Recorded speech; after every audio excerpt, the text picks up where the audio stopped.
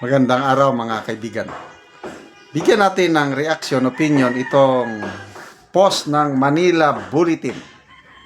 Paliwanag, nagkautal-utal ang Pangulong Marcos Jr. sa pagpapaliwanag bakit hanggang ngayon hindi nila mapauwi o hindi nila maaresto si Saldico. Bringing former lawmaker Saldico, who is facing malversation of public funds case, cannot be done without the help of the country where he is in, President Marcos said. Marcos explained why government can bring Saldi home. Wala na, tinatawanan. Ito ang article, basahin ko ha.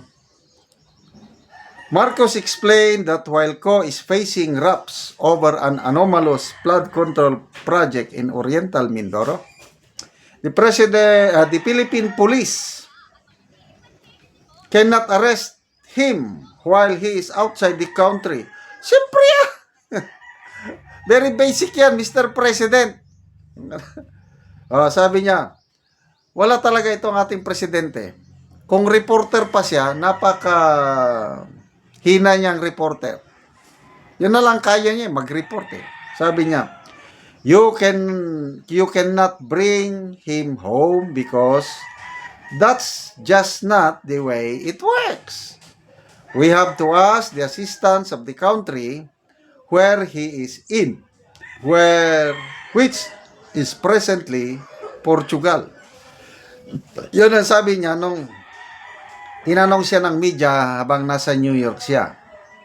He, however, assured, ito na naman, yung promise, Mr. Promising President.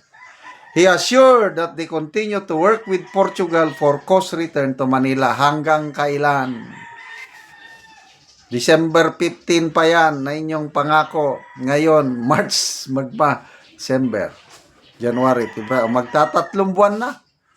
Pangako ninyo na magpakulong ng mastermind. Yan na lang sana si Saldico. Kung mapakulong ninyo si Saldico, medyo siguro, kung may 100 na galit sa gobyerno, ang 50 medyo ayos-ayos na. Kasi kailangan talagang may magbayad. Nung in-interview ng media si Attorney Baligod kapon sa NBI, nag-usap ba kayo ni Saldico? Sabi ng media kay Attorney Baligod, no? Hindi ko naman yan kilala. Bakit ako makipag-usap sa kanya? Gusto ko ngayon makulong eh. Ako rin. Gusto ko siyang makulong para magbayad siya sa kanyang ginawa. Kailan? Bakit hindi nila maaresto? Yan ang problema. Naisahan sila ni Saldico. Mautak si Saldico. Nasaan na ngayon si Secretary John Vic Remullano? Wala kaming sasantuhin. Arestuhin namin sila. Nasaan na ang mga naresto? Ang mga high profile na fugitives ha. Nandyan si General Bantag. Nandyan si Atong Ang. Nandyan si Saldico. I don't know. Coming soon o si Senator Bato kung totoo ba. Nasaan yung naresto nila? Wala man. Kaya i-assure pa na we are working. Kung ako, opinion ko lang ito ha.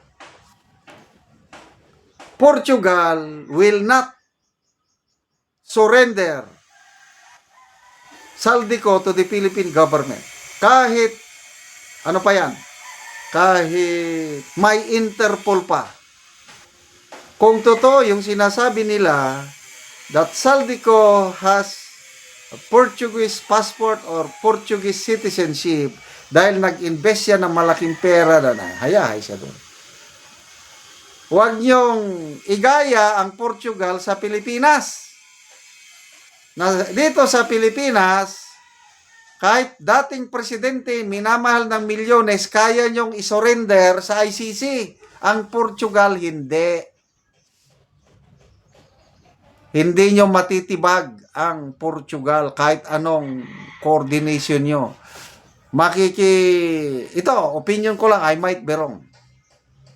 Matatapos na lang ang termino ng administrasyong ito, 2028. Hindi nila mapapauwi si Saldico. Bakit? Kung totoo yung sinasabi nila na may Portuguese passport siya, na nakatira siya sa isang gated community, para bang Forbes Park, na hindi ka basta-basta makapasok, ay, doon na lang. Hayahay na si Saldico doon.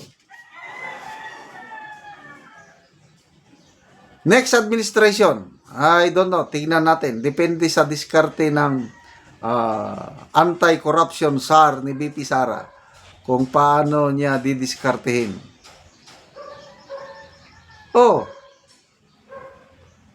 Ang taong bayan naghihintay. Huwag niyong bulahin ang taong bayan. Sabi nga ni Attorney Erese. Congressman Erese. Ang presidente, bola. Nag-promise, ipakulong ang mga big fish. December. Nasaan? Wala. Ipasa ang Independent People's Commission bill para tugisin ang mga kawatan. Nasaan? Wala. Ang daming walang nangyaring pa. Itong sabi niya, we assure the public that we are doing something. Wala na yan.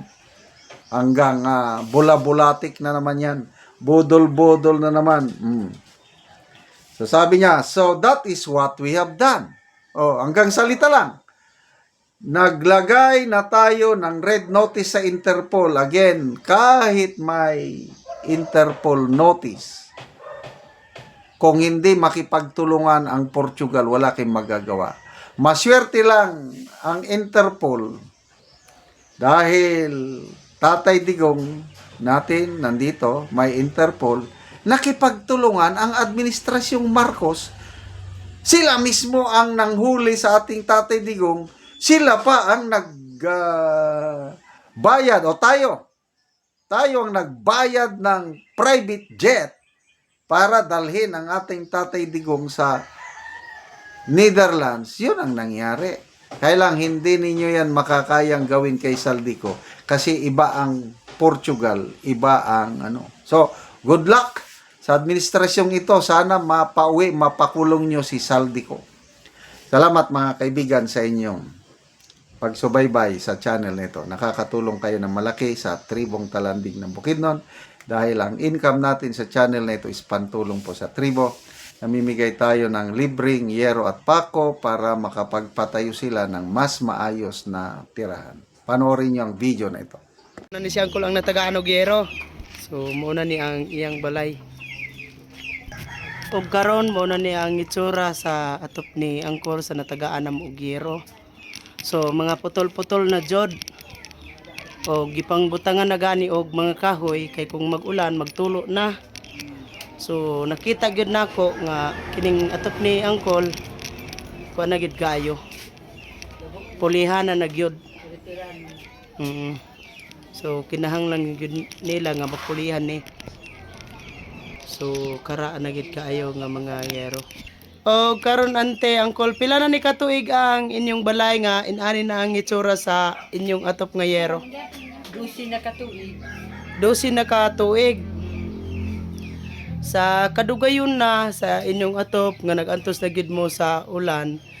Ngano man sa 12 na katuig ante nga wala gid mo nakapalit og yero nga aron mapulihan ang inyong atop. Tungod man gud sa pagkawalad una mo magtrabaho mi sa yuta nga bisan abuno na galisod pud gihapon unya dayon plano unta namo nga gayuhon dali pero wa magyud na mo ika-afford na kay among mga anak estudyante.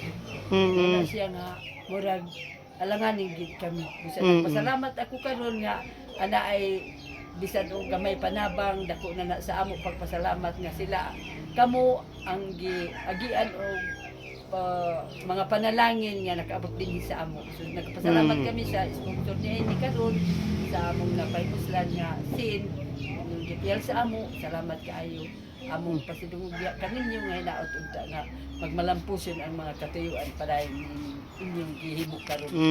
So unsay trabaho dai nimo Kol? Gapanguma. Farmer, mag-uuma lang gyapon.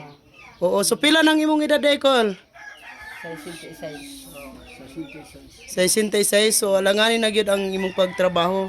Oo, sa katigwaw na. Ikaw, ante, pila na imong edad? Kuan ako sa isinta. 60 na. So pila ang inyong estudyante nga ginasuportahan sa pagpa-eskwela? Upat. Upat, unsa na yung mga grade? Nagkuan ni sila grade 12, nag-graduate na. Mhm. Karon pa sila ga trabaho unya na kining naapay isa nga graduate karon. So dito ra gyud ang inyong kwarta sa inyong mga estudyante. Oo, dito. Oo, so salamat ka, ante. Salamat sa Ginoo sa nagtabang sa sin sa amo ina. Oh, salamat Kining kayo, ante. magpagapuso gyud nga mga